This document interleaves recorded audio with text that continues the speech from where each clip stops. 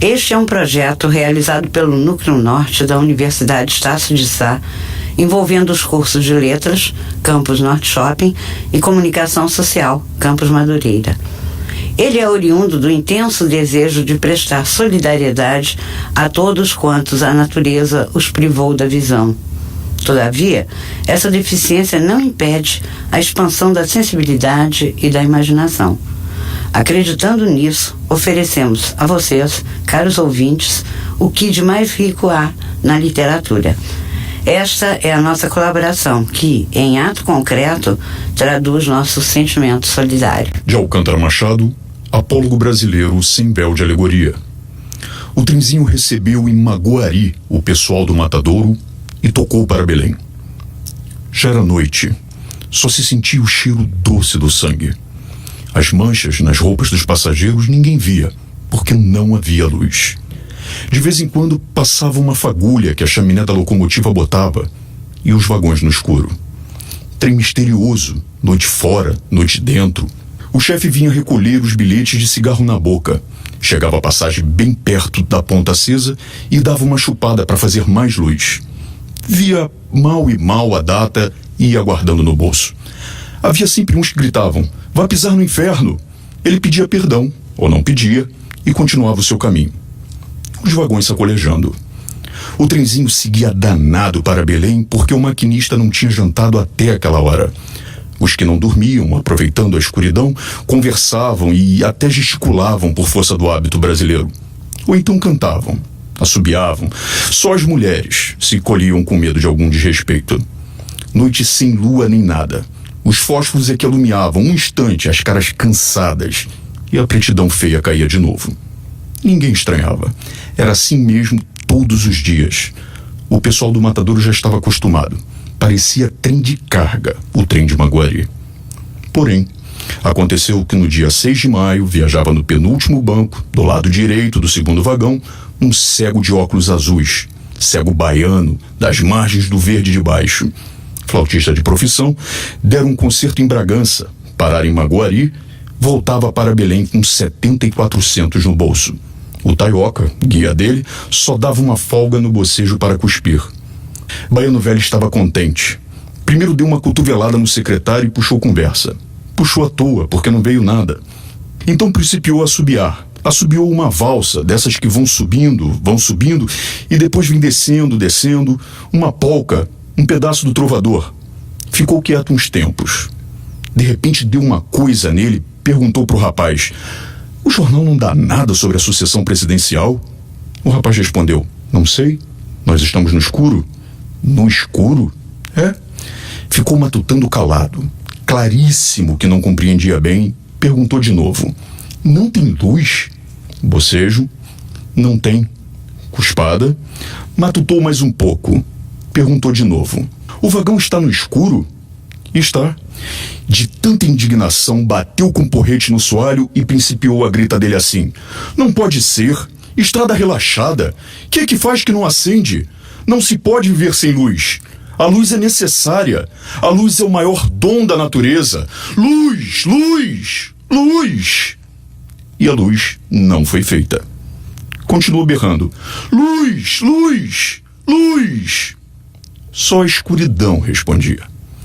Baiano Velho estava fulo, urrava. Vozes perguntaram dentro da noite: Que há?" Baiano Velho trovejou: "Não tem luz." Vozes concordaram: "Pois não tem mesmo." Foi preciso explicar que era um desaforo. Homem não é bicho. Viver nas trevas é cuspir no progresso da humanidade. Depois, a gente tem a obrigação de reagir contra os exploradores do povo. No preço da passagem está incluída a luz. O governo não toma providências? Não toma. A turba ignara fará valer seus direitos sem ele. Contra ele, se necessário. Brasileiro é bom. É amigo da paz. É tudo quanto quiserem, mas bobo não. Chega um dia e a coisa pega fogo. Todos gritavam, discutindo com calor e palavrões. Um mulato propôs que se matasse o chefe do trem. Mas João Virgulino lembrou: ele é pobre, como a gente. Outro sugeriu uma grande passeata em Belém com banda de música e discursos. Foguetes também? Foguetes também. Beleza. Mas João Virgulino observou: isso custa dinheiro. O que é que se vai fazer então? Ninguém sabia. Isto é, João Virgulino sabia. Magarefe, chefe do matadouro de Maguari, tirou a faca da cinta e começou a esquartejar o banco de palhinha, com todas as regras do ofício. Cortou um pedaço, jogou pela janela e disse: 2 quilos de lombo. Cortou outro e disse: 1,5 quilo de tocinho. Todos os passageiros, magarefes e auxiliares imitaram o chefe. Era cortar e jogar pelas janelas. Parecia um serviço organizado. Ordens partiam de todos os lados, com piadas, risadas, gargalhadas. Quantas rezes, Zé Bento? Estou na 4ª, Zé Bento. Baiano Velho, quando percebeu a história, pulou de contente. O chefe do trem correu quase que chorando. Que isso? Que isso? É por causa da luz? Baiano Velho respondeu: é por causa das trevas. O chefe do trem suplicava: calma, calma, eu arranjo umas velhinhas. João Virgulino percorria os vagões apalpando os bancos. Aqui ainda tem uns 3 quilos de colchão mole. O chefe do trem foi para o cubículo dele e se fechou por dentro rezando. Belém já estava perto.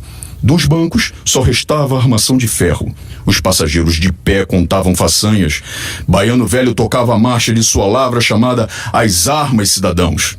O Tarroquinha embrulhava no jornal a faca surrupiada na confusão. Tocando a sineta, o trem de Maguari fundou na estação de Belém. Em 2 tempos, os vagões se esvaziaram. O último a sair foi o chefe, muito pálido. Belém vibrou com a história. Jornais afixaram cartazes. Assim era o título de um: os passageiros no trem de Maguari amotinaram-se jogando os assentos ao leito da estrada. Mas foi substituído, porque se prestava a interpretações que feriam de frente o decoro das famílias. Diante do Teatro da Paz, houve um conflito sangrento entre populares. Dada a queixa à polícia, foi iniciado um inquérito para apurar as responsabilidades. Perante grande número de advogados, representantes da imprensa, curiosos e pessoas gradas, o delegado ouviu vários passageiros. Todos se mantiveram na negativa, menos um, que se declarou protestante e trazia um exemplar da Bíblia no bolso. O delegado perguntou: qual a causa verdadeira do motim? O homem respondeu: a causa verdadeira do motim foi a falta de luz nos vagões. O delegado olhou firme nos olhos do passageiro e continuou: quem encabeçou o movimento? Em meio à ansiosa expectativa dos presentes, o homem revelou: quem encabeçou o movimento foi um cego. Quis jurar sob a Bíblia, mas foi imediatamente recolhido ao xadrez, porque com autoridade não se brinca. Velhas Árvores, de Olavo Bilac. Olha estas velhas árvores, mais belas do que as árvores novas, mais amigas, tanto mais belas quanto mais antigas, vencedoras da idade e das procelas. O homem, a fera e o inseto, à sombra delas vivem, livres de fomes e fadigas. E em seus galhos abrigam-se as cantigas e os amores das aves tagarelas. Não choremos, amigo, a mocidade. Envelheçamos rindo. Envelheçamos como as árvores fortes envelhecem. Na glória da alegria e da bondade, agasalhando os pássaros nos ramos, dando sombra e consolo aos que padecem. Adormecida, Castro Alves. Uma noite, eu me lembro, ela dormia, numa rede encostada molemente, quase aberto o roupão, solto o cabelo, e o pé descalço do tapete rente. Estava aberta a janela, um cheiro agreste. Exalavam as silvas da campina, e ao longe, num pedaço do horizonte, via-se a noite plácida e divina. De um jasmineiro os galhos encurvados, indiscretos entravam pela sala, e de leve oscilando ao tom das auras, iam a face trêmulos beijá-la. Era um quadro celeste. A cada afago, mesmo em sonhos, a moça estremecia. Quando ela serenava, a flor beijava. Quando ela ia beijar-lhe, a flor fugia. Dir-se-ia que naquele doce instante brincavam 2 cândidas crianças. A brisa, que agitava as folhas verdes, fazia-lhe ondear as negras tranças. E o ramo, ora chegava, ora afastava-se. Mas quando a via despeitada a meio, para não zangá-la, sacudia-lhe alegre a chuva de pétalas no seio. Eu, fitando esta cena, repetia, naquela noite lânguida, e sentia: ó flor, tu és a virgem das campinas. Virgem, tu és a flor da minha vida. Leito de Folhas Verdes, de Gonçalves Dias. Por que tarda, Jati? Que tanto a custo a voz do meu amor move os teus passos? Da noite a viração, movendo as folhas, já nos cimos do bosque rumoreja.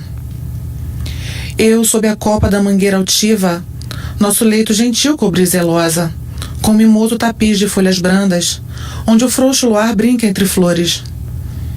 Do tamarindo a flor abriu-se há pouco, já solta o bogari mais doce aroma. Como prece de amor, como estas preces, no silêncio da noite o bosque exala.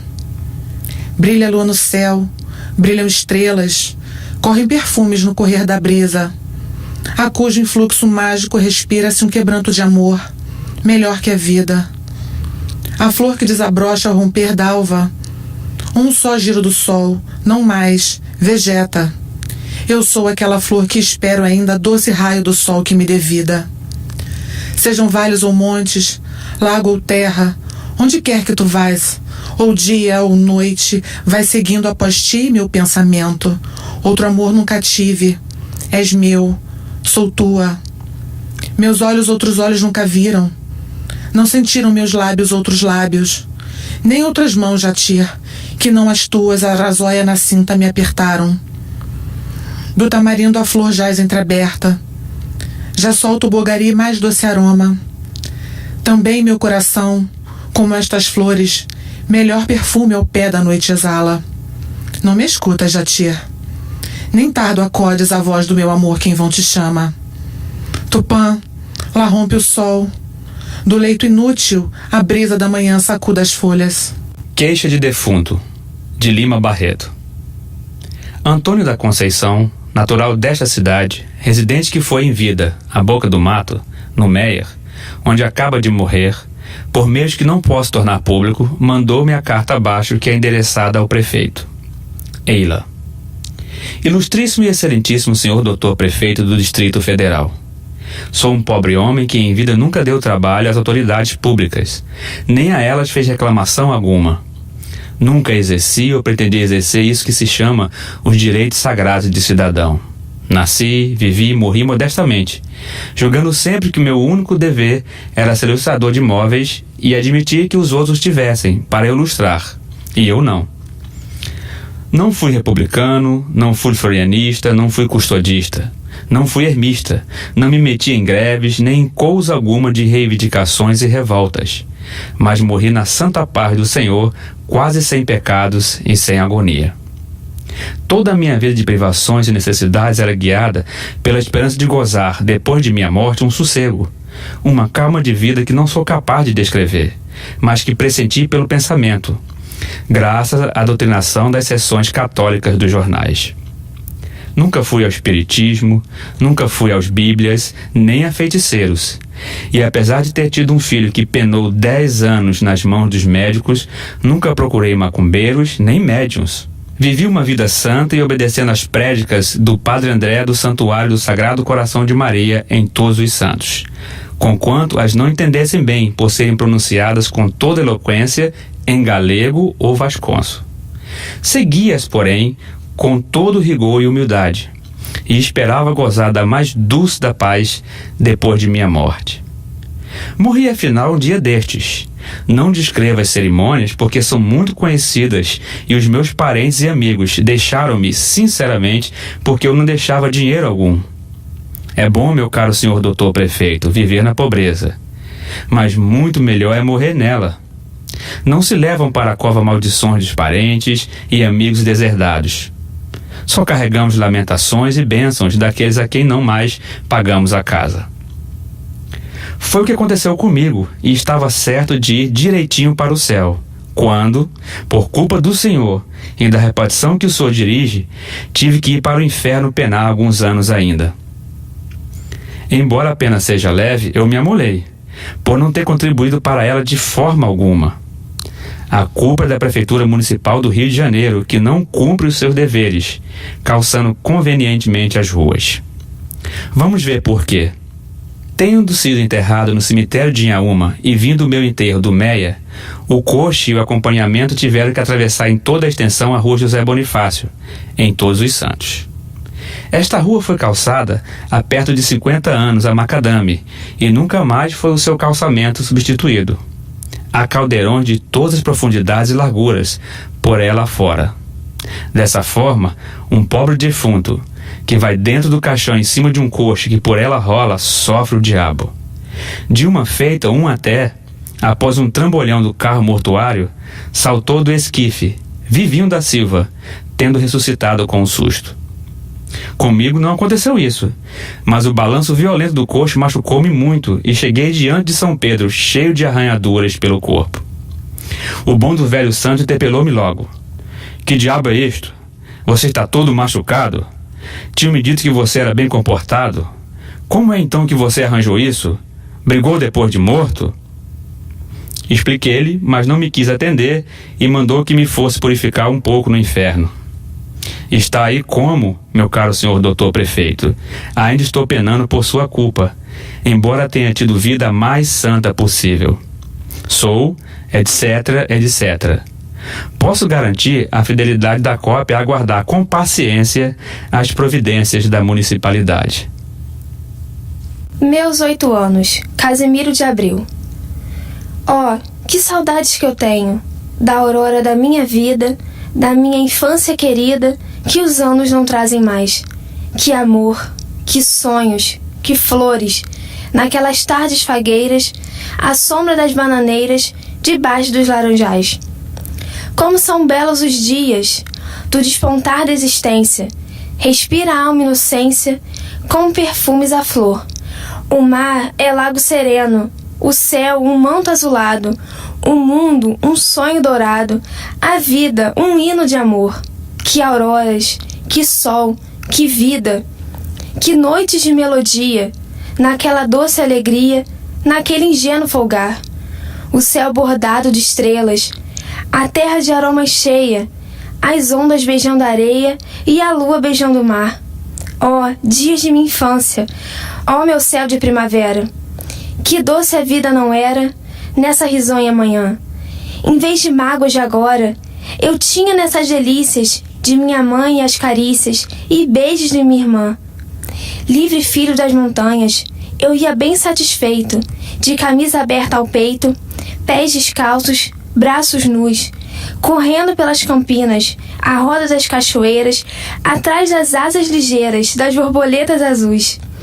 Naqueles tempos distosos, ia colher as pitangas, trepava a tirar mangas, brincava à beira do mar, rezava as ave-marias, achava o céu sempre lindo, adormecia sorrindo e despertava a cantar. Oh, que saudades que eu tenho da aurora da minha vida, da minha infância querida, que os anos não trazem mais. Que amor, que sonhos, que flores, naquelas tardes fagueiras, à sombra das bananeiras, debaixo dos laranjais. Por que mentias, de Álvares de Azevedo? Por que mentias, Leviane Bela? Se minha face pálida sentias queimada pela febre, e se minha vida tu vias desmaiar, por que mentias? Acordei da ilusão, a sós, morrendo, sinto na mocidade as agonias. Por tua causa, desespero e morro, leviana sem dó, por que mentias? Sabe Deus se te amei, sabem as noites essa dor que alentei, que tu nutrias. Sabe esse pobre coração que treme, que a esperança perdeu porque mentias. Vê minha palidez, a febre lenta, esse fogo das pálpebras sombrias.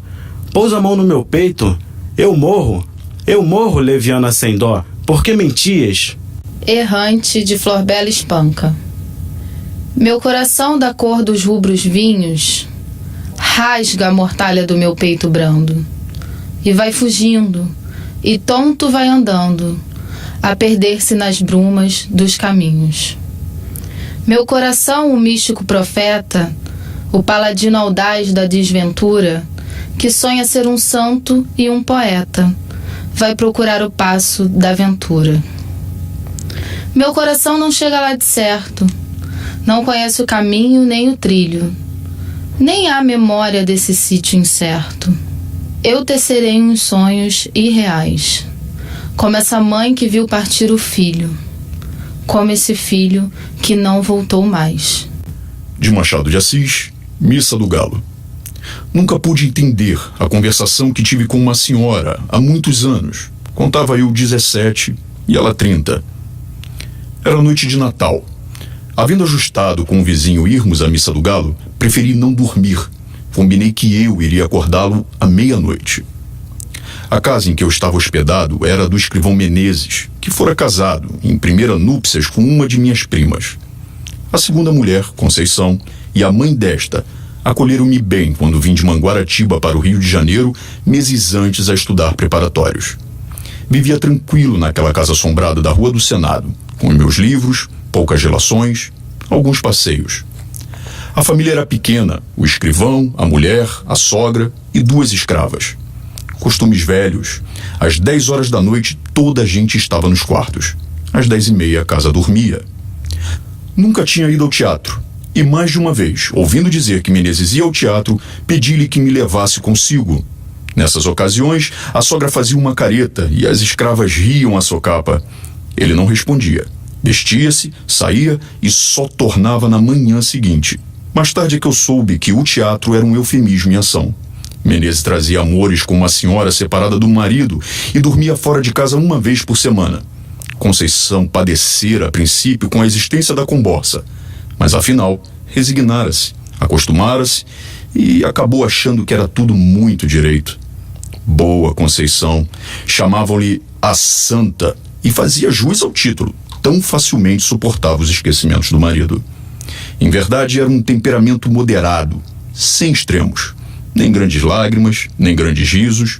No capítulo que trato, dava para maometana. Aceitaria um harém com as aparências salvas. Deus me perdoe se a julgo mal. Tudo nela era atenuado e passivo. O próprio rosto era mediano, nem bonito nem feio. Era o que chamamos de uma pessoa simpática. Não dizia mal de ninguém, perdoava tudo, não sabia odiar. Pode até ser que não soubesse amar. Naquela noite de Natal foi o escrivão ao teatro. Era pelos anos de 1861 ou 1862. Eu já devia estar em Manguaratiba em férias, mas fiquei até o Natal para ver a missa do galo na corte. A família recolheu-se à hora de costume. Eu meti-me na sala da frente, vestido e pronto. Dali passaria ao corredor da entrada e sairia sem acordar ninguém. Tinha 3 chaves à porta. Uma estava com o escrivão, eu levaria a outra e a terceira ficava em casa. Mas, senhor Nogueira, que fará você todo esse tempo? Perguntou minha mãe de Conceição. Leio, dona Inácia. Tinha comigo um romance, Os 3 Mosquiteiros, velha tradução, creio, do Jornal do Comércio. Sentei-me à mesa que havia no centro da sala e, à luz de um candeeiro de querosene, enquanto a casa dormia, trepei ainda uma vez ao cavalo magro de D'Artagnan e fui-me às aventuras. Dentro em pouco estava completamente ébrio de Dumas. Os minutos voavam, ao contrário do que costumam fazer quando são de espera. Ouvi bater 11 horas, mas quase sem dar por elas, um acaso. Entretanto, um pequeno rumor que ouvi dentro veio acordar-me da leitura. Eram uns passos no corredor que ia da sala de visitas à de jantar. Levantei a cabeça, logo depois vi assomar à porta da sala o vulto de Conceição. Ainda não foi? Perguntou ela. Não fui. Parece que ainda não é meia-noite. Que paciência. Conceição entrou na sala arrastando as chinelinhas da alcova. Vestia um roupão branco, mal apanhado na cintura. Sendo magra, tinha um ar de visão romântica não disparatada com o meu livro de aventuras. Fechei o livro.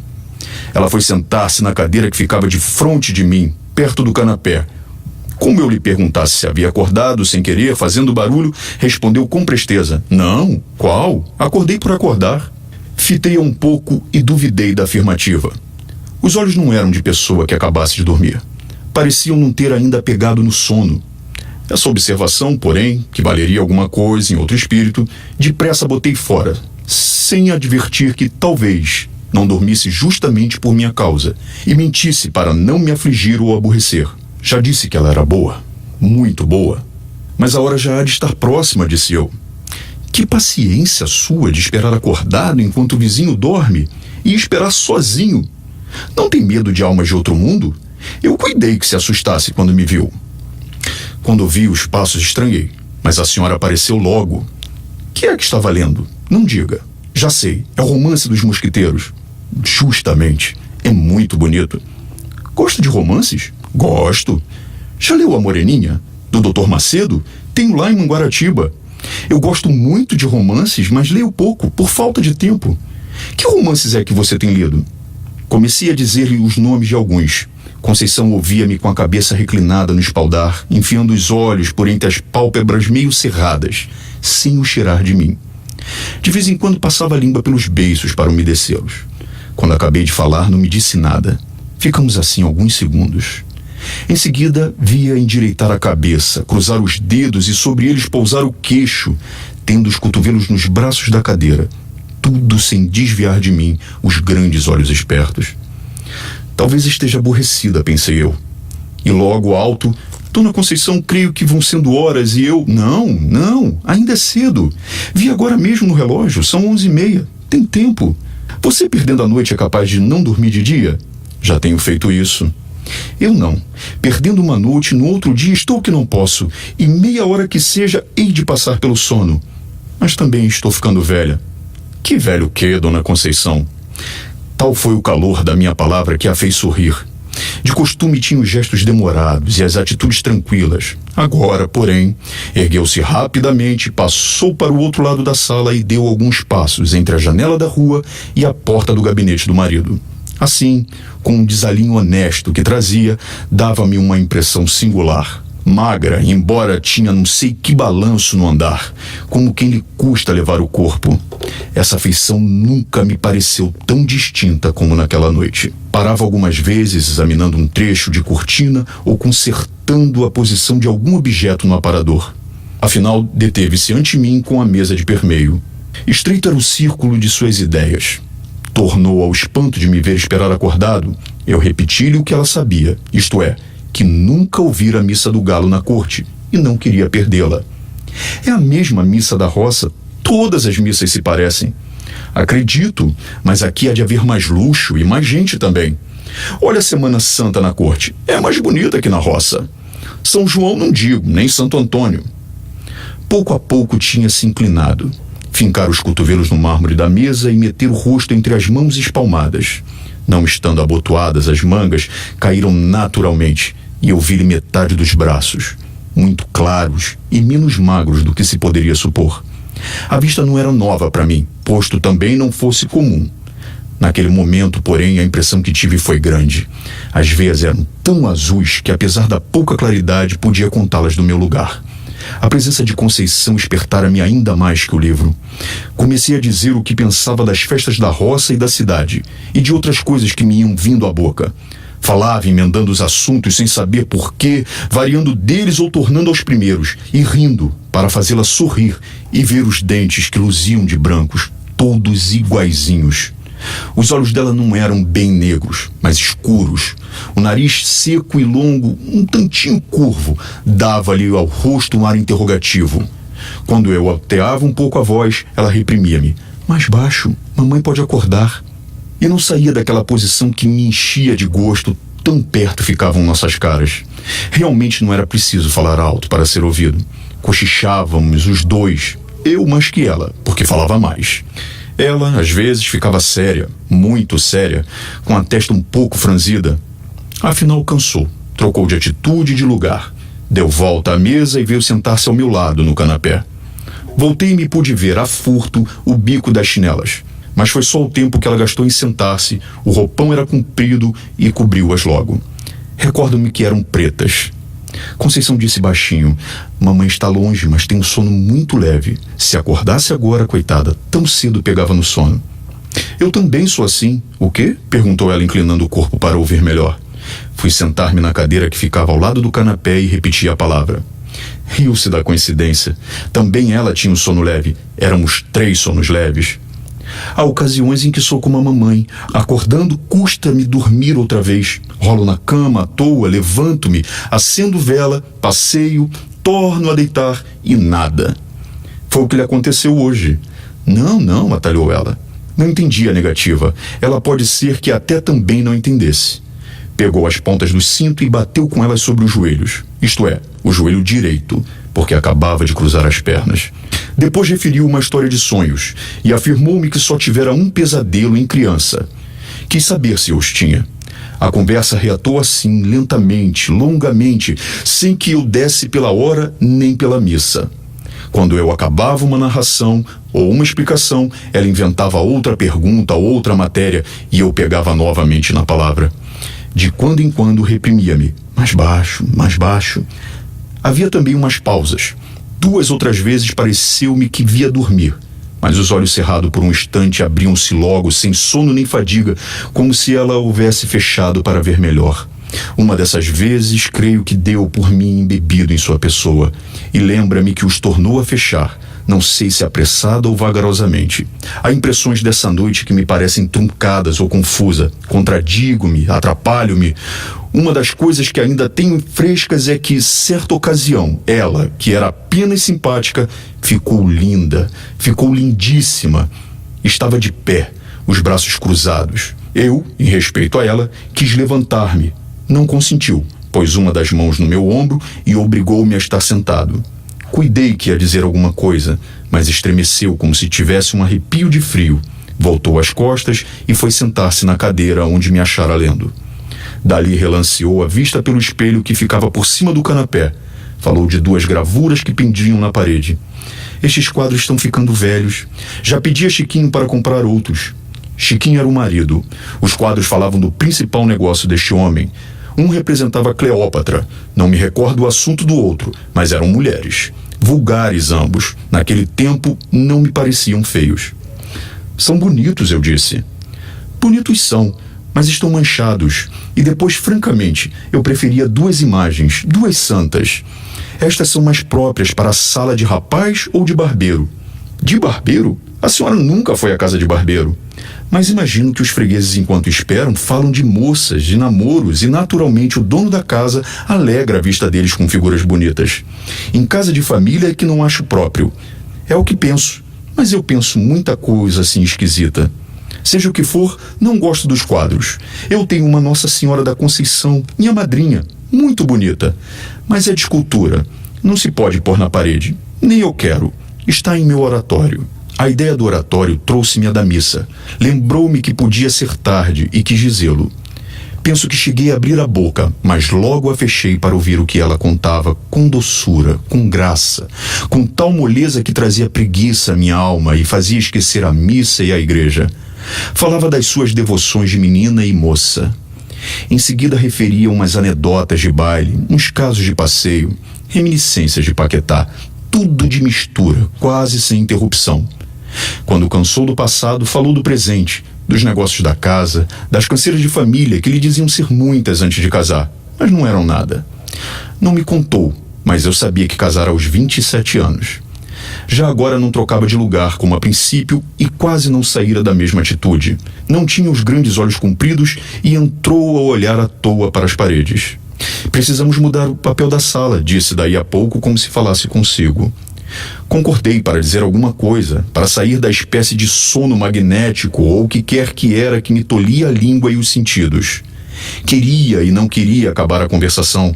Fazia esforço para arredar os olhos dela e arredava-os por um sentimento de respeito, mas a ideia de parecer que era aborrecimento, quando não era, levava-me os olhos outra vez para a Conceição.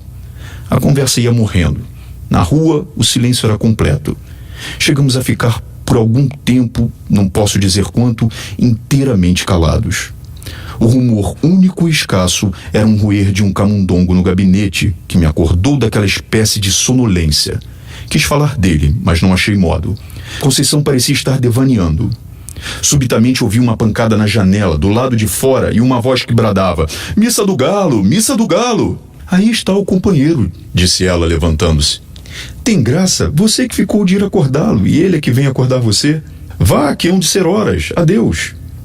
"Já serão horas?" perguntei. "Naturalmente. Missa do Galo", repetiram de fora, batendo. "Vá, vá, não se faça esperar, a culpa foi minha. Adeus, até amanhã."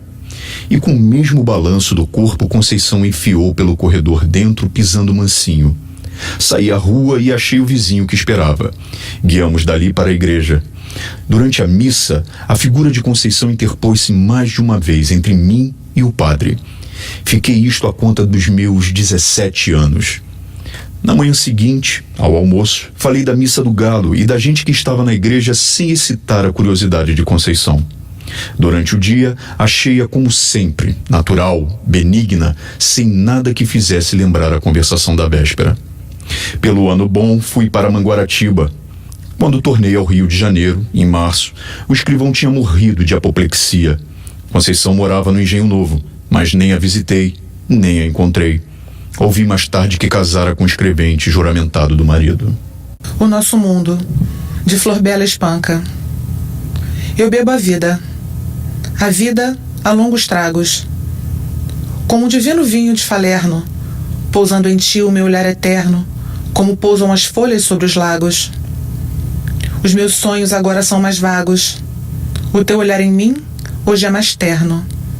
E a vida já não é o rubro inferno, todo fantasmas tristes e presságios. A vida, meu amor, quero vivê-la. Na mesma taça erguida em tuas mãos, bocas unidas hemos de bebê-la. Que importa o mundo e as ilusões defuntas? Que importa o mundo e seus orgulhos vãos? O mundo, amor, as nossas bocas juntas. Não te amo, Almeida Garrett. Não te amo, quero-te. O amar vem d'alma, e eu n'alma tenho a calma do jazigo. Ai, não te amo, não. Não te amo, quero-te. O amor é vida, e a vida nem sentida a trago eu já comigo. Ai, não te amo, não. Ai, não te amo, não, e só te quero, de um querer bruto e fero, que o sangue me devora, não chega ao coração. Não te amo, és bela, e eu não te amo, ó bela. Quem ama a aziaga estrela, que lhe luz na má hora da sua perdição? E quero-te, e não te amo, que é forçado, de mau feitiço azado, este indigno furor. Mas, ó, não te amo, não. E infame sou, porque te quero, e tanto, que de mim tenho espanto, de ti medo e terror, mas amar, não te amo, não. Círculo Vicioso, Machado de Assis. Bailando no ar, geme inquieto vagalume. Quem me dera que fosse aquela loura estrela, que arde no eterno azul como uma eterna vela. Mas a estrela, fitando a lua com ciúme, pudesse eu copiar o transparente lume, que, da grega coluna, a gótica janela, contemplou, suspirosa, a fronte amada e bela, mas a lua, fitando o sol com azedume. Misera! Tivesse eu aquele enorme, aquela claridade imortal, que toda a luz resume, mas o sol, inclinando a rutila capela, pesa-me esta brilhante auréola de nume. Enfara-me esta azul e desmedida umbela. Por que eu não nasci um simples vagalume? A Carolina, Machado de Assis. Querida, ao pé do leito derradeiro em que descansas dessa longa vida, aqui venho e virei, pobre querida, trazer-te o coração do companheiro. Pulsa-lhe aquele afeto verdadeiro que, a despeito de toda humana lida, fez a nossa existência apetecida e num recanto pôs o mundo inteiro. Trago-te flores, restos arrancados da terra que nos viu passar unidos, e ora mortos nos deixa separados. Que eu, se tenho nos olhos mal feridos pensamentos de vida formulados, são pensamentos idos e vividos. De Machado de Assis, A Cartomante. Hamlet observa a Horácio que há mais coisas no céu e na terra do que sonha a nossa filosofia. Era a mesma explicação que dava a bela Rita ao moço Camilo, numa sexta-feira de novembro de 1869, quando este ria dela por ter ido na véspera consultar uma cartomante. A diferença é que o fazia por outras palavras. Ria, ria! Os homens são assim. Não acreditam em nada, pois sabe que fui e que ela adivinhou o motivo da consulta antes mesmo que eu lhe dissesse o que era. Apenas começou a botar as cartas e disse-me: a senhora gosta de uma pessoa. Confessei que sim. Então ela continuou a botar as cartas, combinou-as e no fim declarou-me que eu tinha medo de que você me esquecesse, mas que não era verdade. Errou, interrompeu Camilo rindo. Não diga isso, Camilo. Se você soubesse como eu tenho andado por sua causa, Você sabe, já lhe disse. Não ria de mim, não ria. Camilo pegou-lhe nas mãos e olhou para ela sério e fixo. Jurou que lhe queria muito, que seus sustos pareciam de criança. Em todo caso, quando tivesse algum receio, a melhor cartomante era ele mesmo. Depois repreendeu-a. Disse-lhe que era imprudente andar por essas casas. Vilela poderia sabê-lo e depois... Qual saber? Tive muita cautela ao entrar na casa. Onde é a casa? Aqui perto, na Rua da Guarda Velha. Não passava ninguém nessa ocasião. Descansa, eu não sou maluca. Camilo riu outra vez. Tu crês deveras nessas coisas? Perguntou-lhe. Foi então que ela, sem saber que traduzia Hamlet em vulgar, disse-lhe que havia muita coisa misteriosa e verdadeira neste mundo. Se ele não acreditava, paciência. O certo é que a cartomante adivinhara tudo. Que mais? A prova é que agora ela estava tranquila e satisfeita. Cuido que ele ia falar, mas reprimiu-se. Não queria arrancar-lhe as ilusões. Também ele, em criança e ainda depois, foi supersticioso. Teve um arsenal inteiro de crendices que a mãe lhe incutiu e que aos 20 anos desapareceram. No dia em que deixou cair toda essa vegetação parasita e ficou só o tronco da religião, ele, como se tivesse recebido da mãe ambos os ensinos, envolveu-os na mesma dúvida e logo depois em uma só negação total. Camilo não acreditava em nada. Por quê? Não poderia dizê-lo. Não possuía um só argumento. Limitava-se a negar tudo. E digo mal, porque negar é ainda afirmar, e ele não formulava incredulidade. Diante do mistério, contentou-se em levantar os ombros e foi andando. Separaram-se contentes. Ele ainda mais que ela. Rita estava certa de ser amada. Camilo não só o estava, mas via-a estremecer e arriscar-se por ele, correr às cartomantes, e por mais que a repreendesse, não podia deixar de sentir-se lisonjeado. A casa do encontro era na antiga Rua dos Barbonos, onde morava uma comproviciana de Rita. Esta desceu a Rua das Mangueiras, na direção de Botafogo, onde residia. Camilo desceu pela Guarda Velha, olhando de passagem a casa da cartomante. Vilela, Camilo e Rita, 3 nomes, uma aventura e nenhuma explicação das origens. Vamos a ela. Os 2 primeiros eram amigos de infância. Vilela seguiu a carreira de magistrado. Camilo entrou no funcionalismo contra a vontade do pai, que queria vê-lo médico. Mas o pai morreu e Camilo preferiu não ser nada até que a mãe lhe arranjou um emprego público. No princípio de 1869, voltou Vilela da província, onde casara com uma dama formosa e tonta. Abandonou a magistratura e veio abrir banca de advogado. Camilo arranjou-lhe casa para os lados de Botafogo e foi a bordo recebê-lo. É o senhor? Exclamou Rita, estendendo-lhe a mão. Não imagina como meu marido é seu amigo. Falava sempre do senhor. Camilo e Vilela olharam-se com ternura. Eram amigos deveras. Depois Camilo confessou de si para si que a mulher do Vilela não desmentia as cartas do marido. Realmente era graciosa e viva nos gestos, olhos cálidos, boca fina e interrogativa. Era um pouco mais velha que ambos, contava 30 anos, Vilela 29 e Camilo 26. Entretanto, o porte grave de Vilela fazia-o parecer mais velho que a mulher, enquanto Camilo era um ingênuo na vida, moral e prática. Faltava-lhe tanto a ação do tempo como os óculos de cristal que a natureza põe no berço de alguns para adiantar os anos. Nem experiência, nem intuição. Uniram-se os 3. Convivência trouxe intimidade.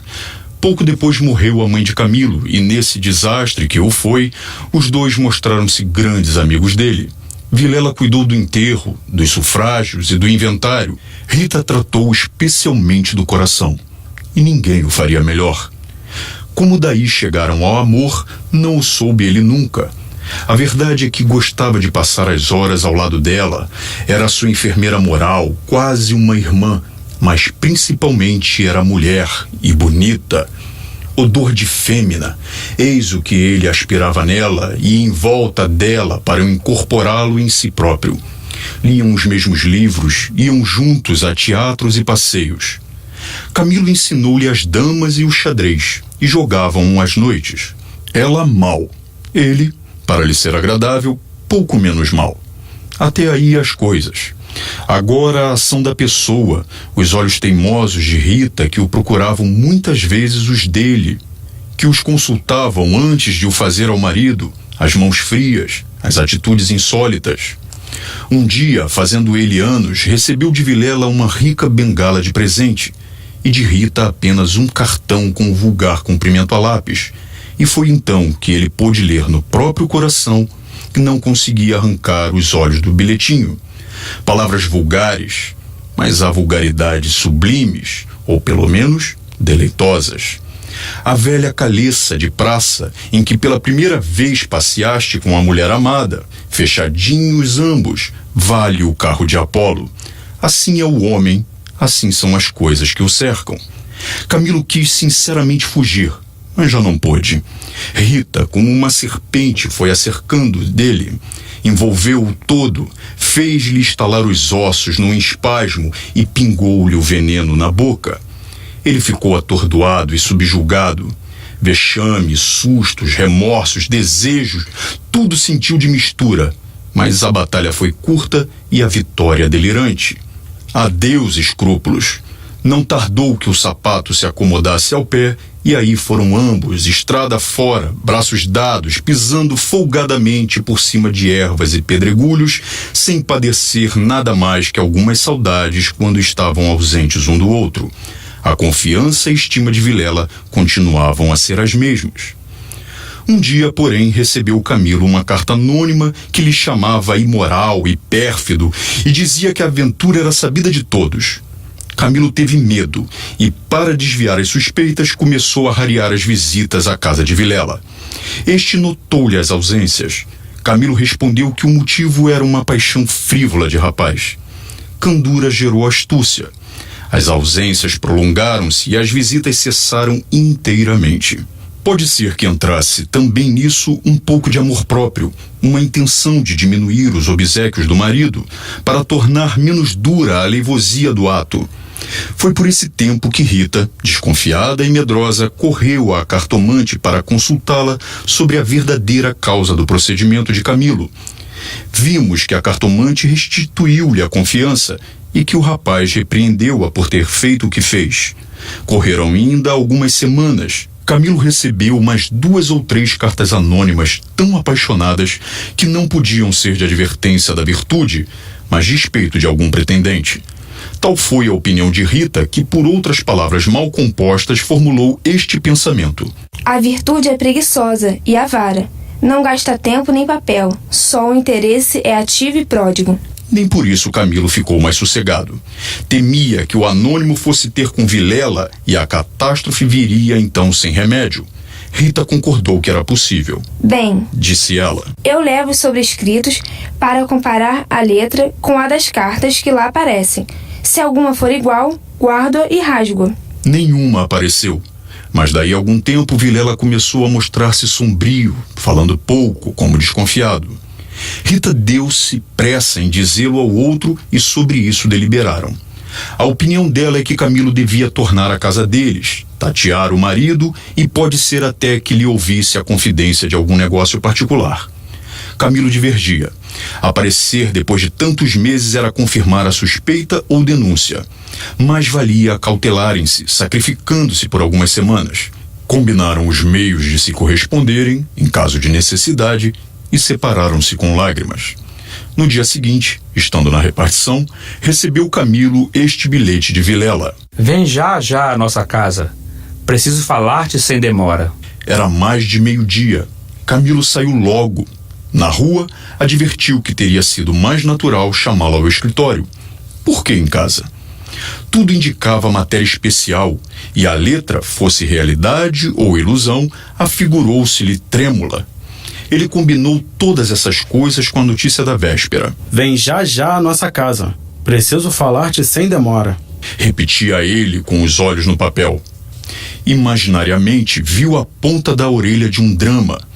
Rita subjugada e lacrimosa, Vilela indignado, pegando da pena e escrevendo o bilhete, certo de que ele acudiria, e esperando-o para matá-lo.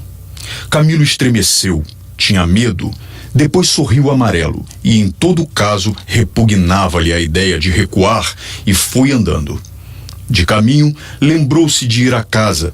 Podia achar algum recado de Rita que lhe explicasse tudo. Não achou nada, nem ninguém. Voltou à rua e a ideia de estarem descobertos parecia-lhe cada vez mais verossímil. Era natural uma denúncia anônima até da própria pessoa que o ameaçara antes. Podia ser que Vilela conhecesse agora tudo. A mesma suspensão das suas visitas sem motivo aparente, apenas com um pretexto fútil, viria a confirmar o resto. Camilo ia andando inquieto e nervoso.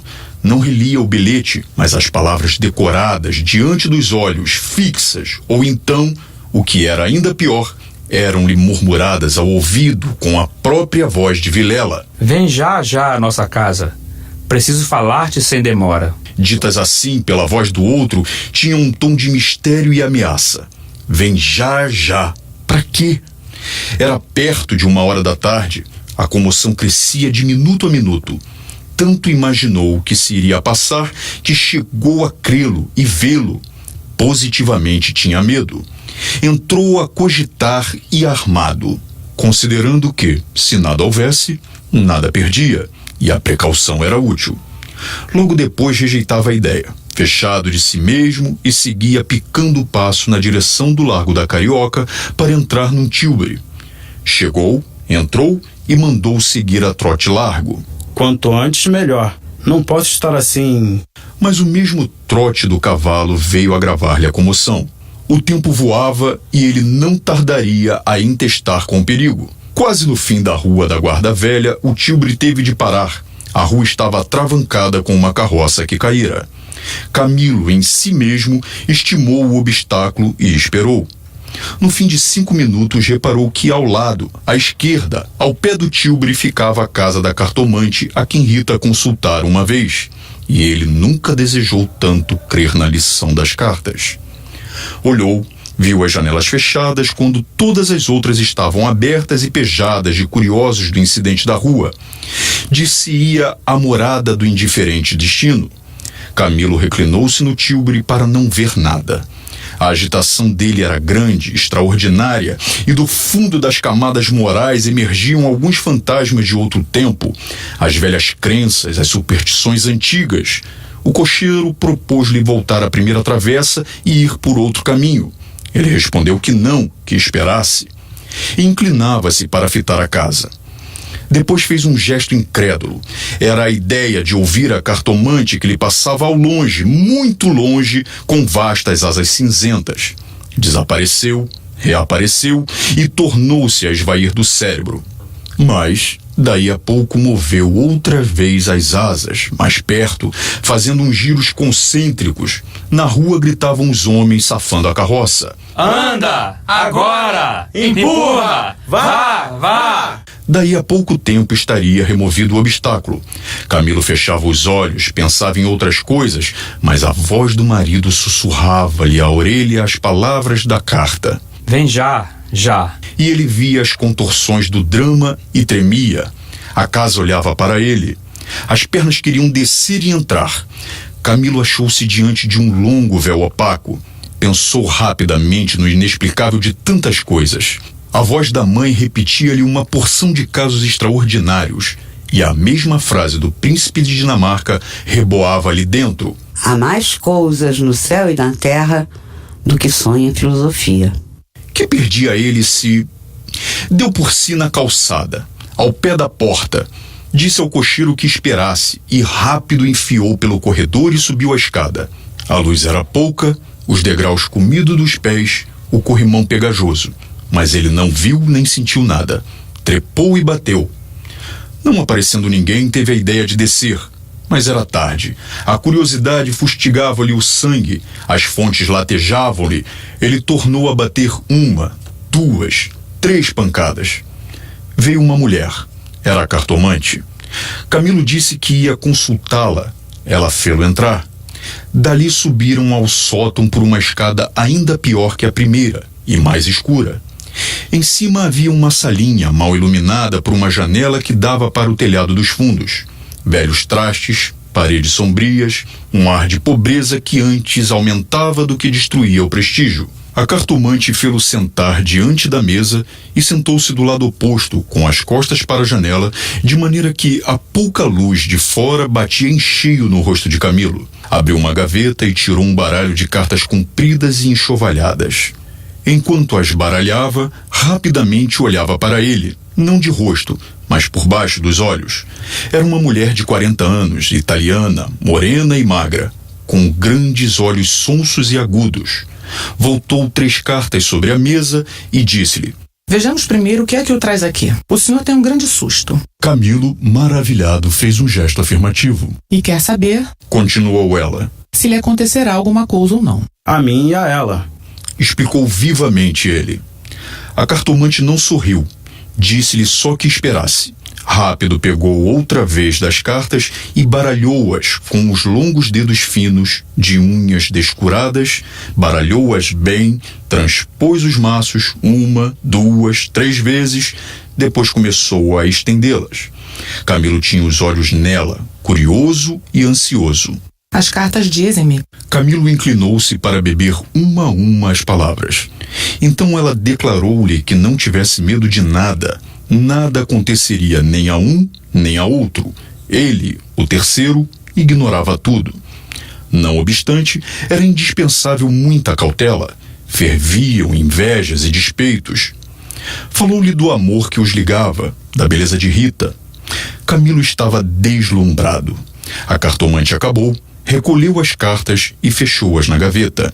A senhora restituiu-me a paz ao espírito, disse ele, estendendo a mão por cima da mesa e apertando a da cartomante. Esta levantou-se rindo. Vá, disse ela. vá, ragazzo innamorato. E de pé, com o dedo indicador, tocou-lhe na testa. Camilo estremeceu como se fosse a mão da própria Sibila e levantou-se também. A cartomante foi à cômoda, sobre a qual estava um prato com passas, tirou um cacho dessas e começou a despencá-las e comê-las, mostrando 2 fileiras de dente que desmentiam as unhas. Nessa mesma ação comum, a mulher tinha um ar particular. Camilo, ansioso por sair, não sabia como pagasse, ignorava o preço. Passas custam dinheiro. Disse ele, afinal, tirando a carteira. Quantas quer mandar buscar? Pergunte a seu coração. Respondeu ela. Camilo tirou uma nota de 10.000 réis e deu-lhe. Os olhos da cartomante fuzilaram. O preço usual era de 2.000 réis. Vejo bem que o senhor gosta muito dela. E faz bem. Ela gosta muito do senhor. Vá, vá tranquilo. Olha a escada. É escura. Ponha o chapéu. A cartomante já tinha guardado a nota na algibeira e descia com ele falando com um leve sotaque. Camilo despediu-se dela embaixo e desceu a escada que levava à rua, enquanto a cartomante, alegre com a paga, tornava acima, cantarolando uma barcarola. Camilo achou o tilbre esperando. A rua estava livre. Entrou e seguiu a trote largo. Tudo lhe parecia agora melhor. As outras coisas traziam outro aspecto. O céu estava límpido e as caras joviais. Chegou a rir dos seus receios que chamou de pueris. Recordou os termos da carta de Vilela e reconheceu que eram íntimos e familiares. Onde é que ele lhe descobrira a ameaça? Advertiu também que eram urgentes e que fizera mal em demorar-se tanto. Podia ser algum negócio grave e gravíssimo. Vamos depressa, repetia ele ao cocheiro. E consigo, para explicar a demora ao amigo, engenhou qualquer coisa. Parece que formou também um plano de aproveitar o incidente para tornar a antiga assiduidade. De volta com os planos, reboavam-lhe na alma as palavras da cartomante. Em verdade, ela adivinhara o objeto da consulta, o estado dele, a existência de um terceiro. Por que não adivinharia o resto? O presente que se ignora vale o futuro. Era assim, lentas e contínuas, que as velhas crenças do rapaz iam tornando ao de cima, e o mistério empolgava-o com as unhas de ferro. Às vezes queria rir, e ria de si mesmo. Algo vexado, mas a mulher, as cartas, as palavras secas e afirmativas, a exortação. Vá, vá, ragazzo innamorato. E no fim, Ao longe, a barcarola da despedida, lenta e graciosa. Tais eram os elementos recentes que formavam com os antigos uma fé nova e vivaz. A verdade é que o coração ia alegre e impaciente, pensando nas horas felizes de outrora e nas que haviam de vir. Ao passar pela glória, Camilo olhou para o mar, estendeu os olhos para fora, até aonde a água e o céu dão um abraço infinito, e teve assim uma sensação de futuro, longo, longo, interminável. Daí a pouco chegou à casa de Vilela, apeou-se, empurrou a porta de ferro do jardim e entrou. A casa estava silenciosa. Subiu os 6 degraus de pedra e mal teve tempo de bater. A porta abriu-se e apareceu-lhe Vilela. Desculpa, não pude vir mais cedo. Que há? Vilela não lhe respondeu. Tinha as feições descompostas, fez-lhe sinal e foram para uma saleta interior. Entrando, Camilo não pôde sufocar um grito de terror. Ao fundo, sobre o canapé, estava Rita morta e ensanguentada. Vilela pegou-o pela gola e, com 2 tiros de revólver, estirou o morto no chão.